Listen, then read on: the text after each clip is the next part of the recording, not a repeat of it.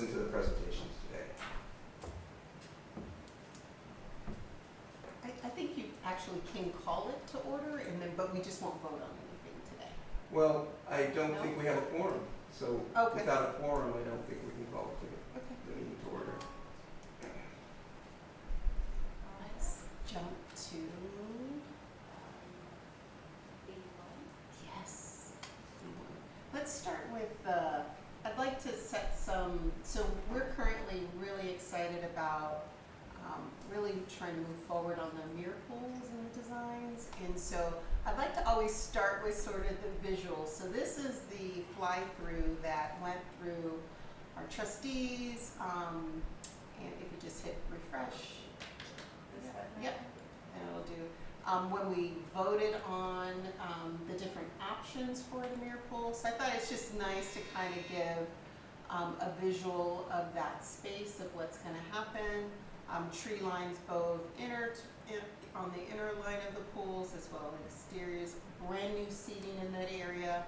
We have agreed upon a sustainable palette that got approved through our shared governance process as well, and so all of that will be contained within this project, and it'll be a really great sort of showcase moment for the campus community. So if you see as it goes down, you'll see the separation between the two pools. It's a little wider between the first and the second pools, which gives us an opportunity to have some additional seating options there.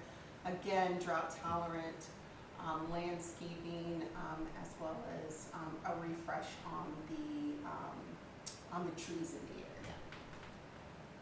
So yay, this is where we're going. We're super excited. So Audrey, if you want to just escape out of that. What we'd like to share with you all, so as the college kinds of moves forward with executing on these plans, we have some options in the way that we deliver the project. So last year, our Board of Trustees authorized 2 new construction delivery methods. One was design build, and then the other one is lease back. In this case, our facilities and construction services area, as well as business administrative services as a whole, has gone through some discovery work to then want to make a recommendation for our board related to which method we should actually use. So we have done that work. In your packets, as well as this packet and what you all have for your board packets tomorrow evening, is all of the rationale around that. So we had previously set up this process with the previous board subcommittee to just go through the exercise of walking through each of the construction methodologies and then sharing which one, to do that exercise and then share which one is the college's recommendation. And so in this case, we have recommended the lease back option for us. Largely due to technical sort of specialization as well as timeline. We're really wanting for this to be a really big moment for the college. And so you'll see the details related to some estimates based on cost. If we went design bid build, which is the traditional method, the downside just being on this one, it's uncertain and unlikely that we would meet the timelines related to that project. What's really great and fortunate is that we actually have approved DSA plans. So our executive director of facilities and construction services kind of front loaded a lot of the state approvals for us to get to this point, so that now we can hand those approved designs to a company to take, and then it allows us to create some new partnerships with some firms who are going to come in and probably bid on this project, because it's a pretty great, what do we say? What do you always say? You say like state of the art, not state of the art. Top flight. Top flight, top flight. And a top flight institution, but top flight project that would really bring some notice to the community. So the pros just of design bid build. If you just read through the document, we don't want to like read to you, but just the pros. It's just it is the most common method, but the downside of the most common method is it often opens up the district to a lot of change orders or things that, you know, they didn't know or didn't see. And so if you scroll down a little bit, Audrey, to the lease back, design build is not applicable since we have architectural designs. But then lease back, these are the areas where we will be evaluating the proposals, so evidence of special ed technical expertise. So this is different, so we don't have to award to the lowest bidder, right? In our normal process, we have to do that. So this gives the college a bit of flexibility to consider other, you know, the firm's strength, capacity, evidence of local business and outreach and strength of interview and competitive pricing and some reference pieces that we can embed within the evaluation process to select the right partner to be able to deliver this really prestige, what we would consider a prestige top flight project. Any questions? And do you have multiple companies who can bid? for this? Yes, we have already received some strong interest related to the project. And are you going to keep track of the subcontractors? I understand that there are regulations around subcontractors. Yeah. Lease back. Do you want to speak a little bit to that This is first? a small project. It is, so I don't know that, I mean, we will ask the companies to do so, but it is, to Dr. Gomez's point, it's probably the project companies want to get into just because of the visibility of it, but the price value is probably, you know, it's smaller in the grand scheme of things. Where we would see that in greater detail is some of the larger, you know, buildings and things of that nature. Did you want to add anything else? No, I just say there aren't that, Yeah. there aren't that many subcontractors like we'd have like on a, you know, On a $100 huge million building. project. Yeah. Yeah, there'll probably be 3 subcontractors. There'll probably be the landscaping and hardscape, a plumbing contractor and electrical contractor. It's 3 probably in the project. Thank you. Any other questions related to that?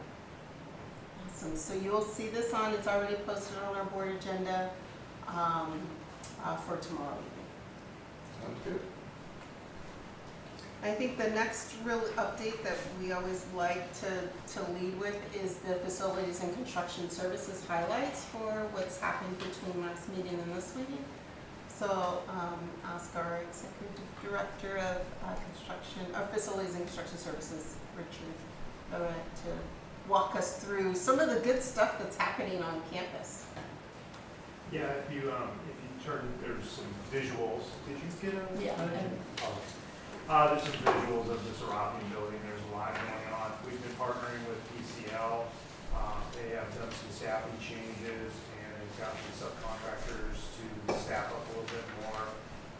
We're in the midst of finalizing the agreement for a delivery of December 1.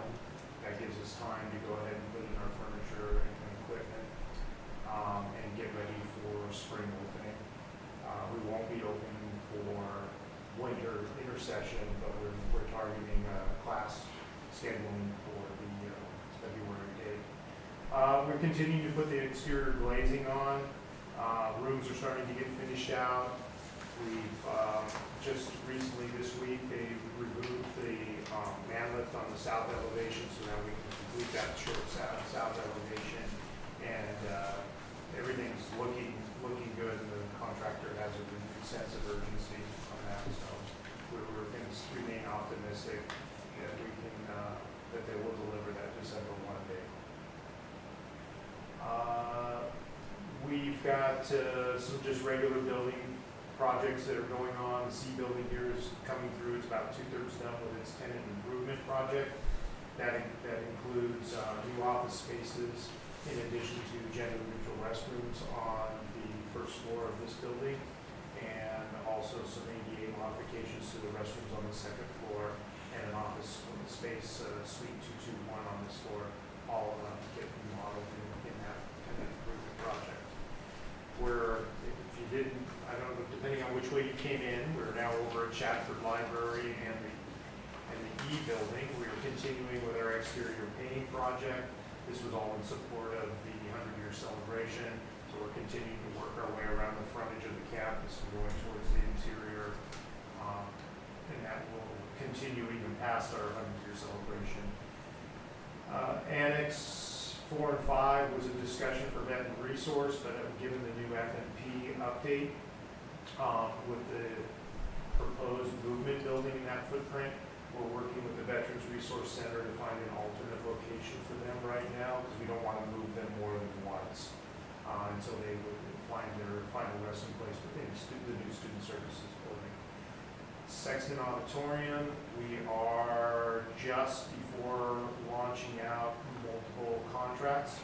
We've already walked the site with the seating contractor who can make it happen, and that is a project that we're going to refresh the auditorium with painting, seating, new flooring, and have that ready for the 100-year celebration next year. So that's going to be starting up here shortly.